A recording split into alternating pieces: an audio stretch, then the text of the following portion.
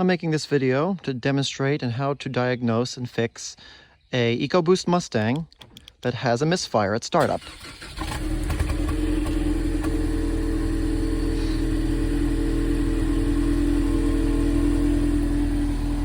It's a 2019 model with about 51,300 miles on it. This occurred recently. The reason water was blowing out the exhaust is because I recently gave it a rinse and cleaned around the pipes, but you probably still heard the chugging at the beginning. I'm going to attempt to fix that today. About 2 minutes later, the idle is much smoother now.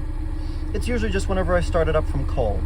There's still a little dribble of water. As I mentioned, I did just rinse it. You can probably still see that some of the driveway is wet and some of it dry where I wasn't rinsing it off.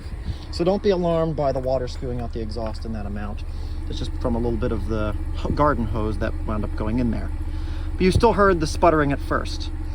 What I'm going to do, I have an OBD2 scanner. I'm going to plug it in. You just open the door. This applies to most modern cars. I'd say, when I say modern, anything past 1996. Usually right under the steering wheel, underneath, you will find the scanner for the OBD2. Under here, it is located right there. With the engine on, I have just over 51,330 miles, as you can see. It's been doing this for about the past 3 days at startup, and it just led the check engine light to come on yesterday as a result. So what I'm going to do, I'm going to plug it into that port that I recently mentioned. Just have to line it up right. It's a little hard to see down here under the dashboard, but as long as I have the pins in the right place, it should slide straight in there. There we go, that seems snug. And the scanner is alive and awake. Let's hit enter and start to diagnose. Entering system. Total codes 1. Let's scroll down to that if I can. I'll hit enter. Read codes. Cylinder 3 misfire detected. So that's where our problem lies. So just pop the hood open. Like most cars, there's a lever by the driver's door and then a little catch right here to open it up. The spark plugs will be underneath this beauty cover. To take that off, I'm going to start with some of these bolts here. They're 8mm from what I've found. I have a little toolkit with me, and you can just use whatever size seems to fit best. I believe these are 10mm over here. This one I believe is fake. These 4 here are fake. I don't know why Ford bothered doing that. This is completely flexible. If you do wind up, doing any wrenching on your car, you're going to start to notice little things like this. I don't know why Ford decided to do that. It's a lovely looking car. They don't have to go pretending, but that's what they did. You're also welcome to wear gloves. I'm not, but you can see I also have a couple little nicks on my hand. I've done other maintenance. I work on a ship, so sometimes I'm down in that engine room too with some, but I just don't have any today. You feel welcome to wear gloves for something like this if you wish. I had an extension bar on for the one in the back. There's a few little oil stains on the cover, but that's nothing out of the ordinary. Most cars do tend to have a little bit of oil here and there, drips maybe from filling it or what have you. I'm going to put this on, give it a good twist. I might need my other hand here to break it loose, but now that it is, I can just unscrew that and set it aside like the other ones. I'm just going to do it like this for now to get it out of the socket hole there. And then in a second or two, I'll have those 2 free, and then I'll move on to the next 2 bolts. As this one's already been removed. Because it sticks up a bit, it's a little hard to get to as is. This might just freely spin. So what I've done, I've actually taken this bit off, laid it on top of there, and there's still just a little room on top for the remainder of the wrench to sit on there. And with that, I can twist it the rest of the way off. Just a little trick if you're ever having trouble with something like that. This one should be easier. Looks like a smaller top. All right, so I've removed all 4 of those bolts. With the others being fake, all I have to do now is just take off the overtop beauty cover.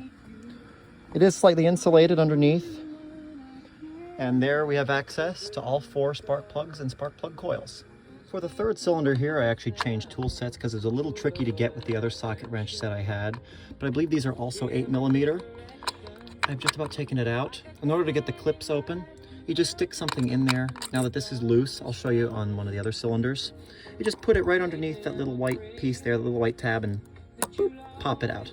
This one I can leave in though, because this one's not the one that's giving me the problems. I'm fairly certain it's this one. I popped it. I just have to wiggle this out ever so carefully, and it's coming loose now. this should just come straight off of the coil. I'm gonna set this off to the side with the other set. That way I can use my hand better. And I'm just gonna wiggle and twist and wiggle and twist. It's not easy. There it goes. I had to push down on that to get it off. Now this should just come slowly and steadily out. Might hear a little when it comes out.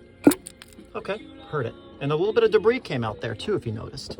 That might have been my problem. I'm certain this probably just needed to be cleaned. But what I am going to do, I am going to stick the socket wrench in there and attempt to take it out. This side, right on the side of it, if you can read it, it says SP. That's because they're designed for taking spark plugs out of car engines. So I will stick it down inside. I have to be very careful doing this because I don't want to damage the spark plug. Otherwise, I could have more catastrophic problems. But just start wrenching, turning it the other way. It's going to be very tight because this is one of the most vital parts of your engine. You twist it ever so carefully, but sternly. And it's starting to come loose now. Just do this for a little bit. And then I will check the spark plug to make sure that's not where my issues are coming from. So I'm pulling it very carefully out with some needle nose pliers, just because unfortunately that socket's not magnetic or anything.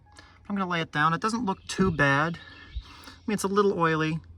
There's a little bit of carbon on the end of the tip there, but for the most part, the spark plugs don't look too bad. I think it just needed that cleaning out. What I wound up doing, I sprayed a little bit of WD-40 on the coil, on the plug itself, and just a trace down the hole. That way it's easy to get back in there. I'm gonna hope that that's all I have to do this time.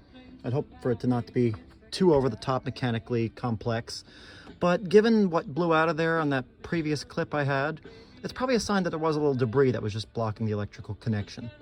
Once this goes back in, it should fire back up again, should sound smooth, and then I can erase the code on the computer with the OBD2 scanner. Okay, I put the spark plug back in the hole. I tried to line it up correctly, so I'm going to put the socket right over top of it and just start hand tightening it for now. If it's a little hard to do, stop what you're doing because it might not be lined up with the threads correctly as it goes back in. You want to make sure it's lined perfectly. Otherwise, if you're misthreading it, you could wind up putting a hole in your spark plug socket, and that could give you some issues. So now it's starting to get a little tight. I can still do it by hand somewhat, but I'm going to switch over to using the wrench. Now put that back on there and just start going down. It still doesn't seem like it's hesitating, doesn't seem like there's any issues, so I'd say it's right in line with where it should be. The WD-40 should also help to make sure that it's relatively secure as it goes in. That feels relatively snug now, so I'd say that's just about it. I guess I did more by hand than I thought. Now, next, just put the coil back in, reclip that, fasten the bolt that I set over here, put the cover back over top, restart it, and see how it behaves. Back in, it probably won't make the same sound as it refastens, but you might hear a little something as it snaps or sticks in place. That looks to be just about right. Now I'm going to get the bolt. By the way, it seems like Ford really torqued these in. It was a little tricky to get that one off, as you saw. So I don't know if they just don't want you messing with their engines yourself, doing anything DIY, but it's doable. Most cars, it should be relatively easy to do a spark plug job on. That's in. I'm gonna switch over to another bolt on top to make sure that's secure, 8mm again, I believe. Refasten that and then put the cover on, as I mentioned.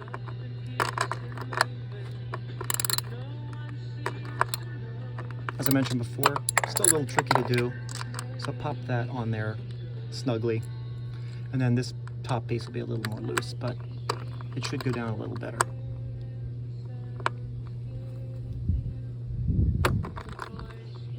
As you can see it move, it's just not very easy.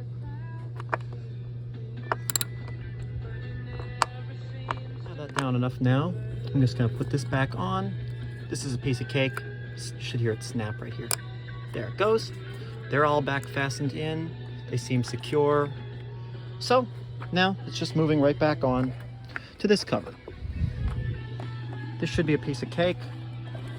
I just have to line it up right, get it over the right holes, and then put it down again with the same wrench set. There we go. It's getting there. That one's on. This one is on. Okay, looks about right.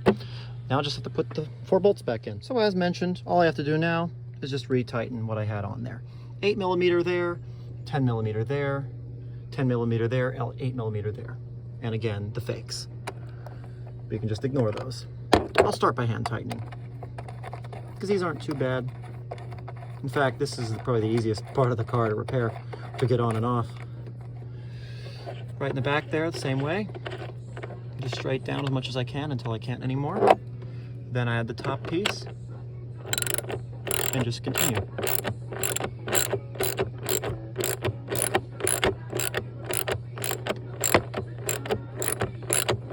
Really easy, just steady spinning.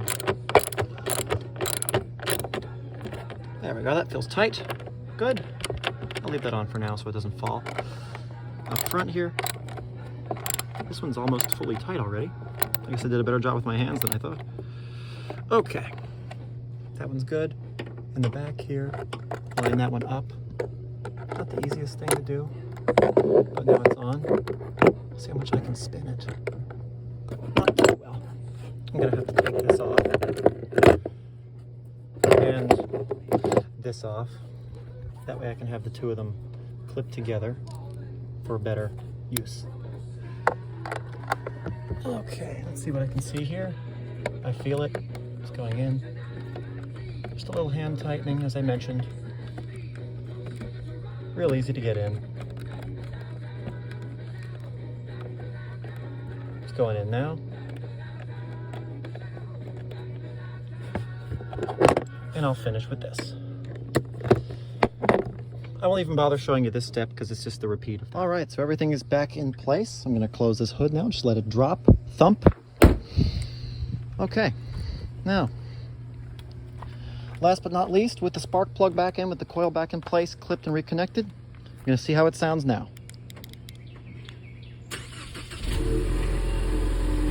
Sounds great and healthy. No hesitation at all, and it's been sitting a few hours now, so it should be colder.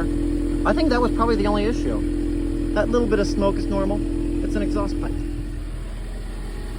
Last but not least, I'm going to erase the check engine code that's on there. Last time we plugged in, we were at this stage where it told me that the cylinder 3 misfire detected. What I'm going to do is I'm going to hit escape. I'm going to go down to erase codes, hit enter.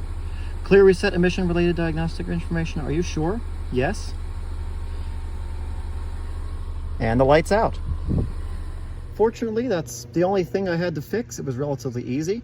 It didn't cost a cent because I didn't have to buy any new parts. I just had to clean what was in there, and it seems to be running a lot smoother now. I do recommend, if you're interested in something like this, they are a lot of fun to drive around in. If you're looking for mileage, it does get about 30 with the Ecoboost engine, and it can take regular gasoline, so the operating costs are relatively low. Durability-wise, they are pretty good. I've seen them used as driver ed cars before, and if they're willing to be put through the paces with people learning to drive, whatever I'm going to do to it's never going to be that severe, I'd assume. The only other thing I've found could be an issue here or there. Fords are known for having some transmission issues once in a while, especially Fiestas. The biggest issue with them is just that they're not getting a good ground connection from the battery, so it might give too much of a jolt to change gears. I've noticed this buck a little bit. I've taken a hammer and tapped under the hood just a little bit on where the ground terminals are, and that seemed to go away. So that could be a potential fix sometime in the future, but it's very minor. It's very easy to work with. It's worth working with it if you want to enjoy something like this.